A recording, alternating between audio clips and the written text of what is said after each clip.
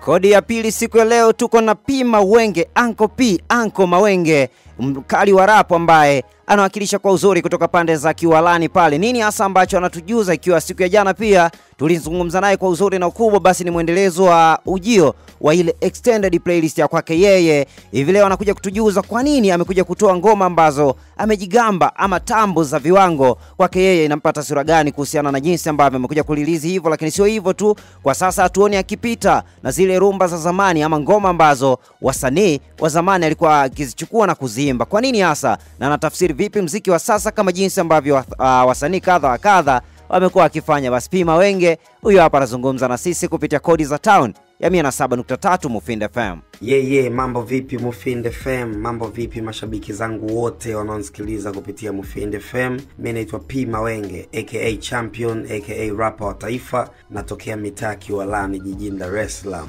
Kwa nini nimekuja na ngoma za kujigamba zaidi? Kwanza kabisa nipo kwenye maandalizi ya album. Itakuwa album kubwa sana. Lakini albamu yangu haitakuwa na muziki wa kujigamba hata mmoja. Lakini albamu itakuwa na muziki 30 na hakuna wimbo wa kujigamba hata mmoja. So nikasema kwa nini, kwa sababu albamu itakuwa na nyimbo za kujigamba, kwa nini nisitoe mixtape ya muziki ya kujigamba tu, ili niwe nimemaliza kujigamba kwa namna zote. Nikija kwenye album tunaenda na mambo mengine na phase nyingine. Kwa hii ndio ilikuwa sababu kubwa ya kutoa muziki ya kujigamba tupu kwenye hii mixtape. Zamani tulikuwa tunafanya kwenye muziki ya zamani ambayo imekatwa ya wazee wetu old school, kina Remy Ongala, kina Marijan Rajabu, kina Mbaraka Mshe. Of course sijaacha hiyo tabia. Hata kwenye hii album ambayo nimeiongelea hapo kwenye hilo swali lililopita, albamu yangu pia ina muziki ya namna hiyo. Kwa hiyo bado tunaendelea, lakini tu tunajaribu kucheza kwenye kila engo ili watu wasije wakasema mbona kabobea sana sehemu moja. Kwa hiyo muziki hiyo ipo, tunaendelea kufanya na bado tunafanya ya namna tofauti tofauti ili tuweze kukidhi ama kutii kiu ya kila shabiki anayetupenda, anayetufuatilia na anayetuamini kwenye sanaa zetu. Swali pia ulilouliza kwamba kuweka muziki ama verse kwenye nyimbo za zamani inaleta taswira gani kimuziki, hasa kwa muziki wa sasa. Taswira kubwa inayokuja, kwanza tunawakumbusha hawa kwamba kuna watu walifanya makubwa. Yani sisi tuna reminisce, tunatunza kumbukumbu yale mazuri ambao wametufanyia watu waliofanya muziki zamani. Kwa hiyo tunawatunzia kumbukumbu zao na tunakikumbusha kizazi cha sasa kuna watu walifanya hivi jamani. Hilo la kwanza. Lakini la pili, inatutengeneza sisi kwenye umakini na ubora ambao wao waliofanya tuendelee nao. Kwa sababu kama unaona sasa hivi muziki unatoka kabisa nje ya basis, yani nje ile misingi ya kimuziki.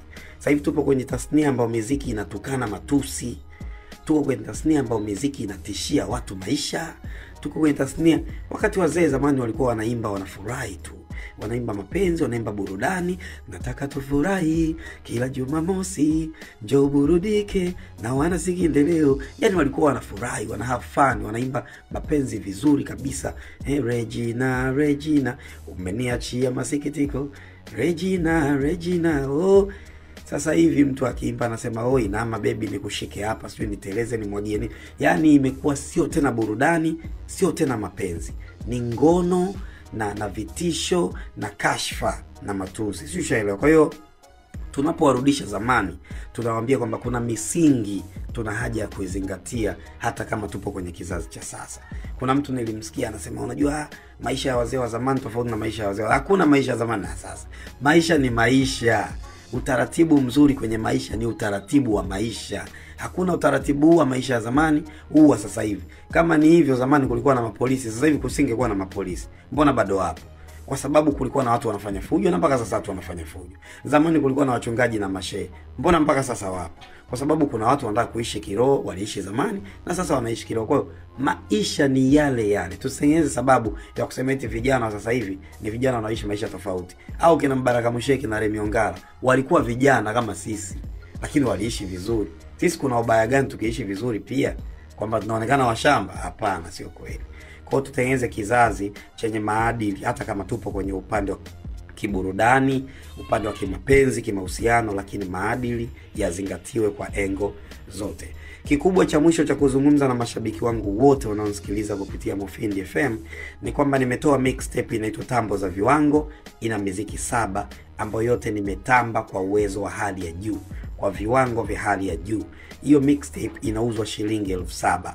Shabiki yangu unayenisikiliza unaweza kuipata moja kwa moja kwa WhatsApp au email ukipiga simu namba 0689 50 52 95, 0689 50 52 95. Piga hii namba kwa ajili ya biashara ya mixtape na P Mawenge, sio kwa namna nyingine yoyote. Naamini mashabiki zetu, kwa sababu wana upeo mkubwa, wana akili iliyo sahihi, wanaweza kufanya mambo ya maana kwenye hayo tuliyokubaliana. Shukran Sifali, shukran sana Mufindi FM, barikiwe.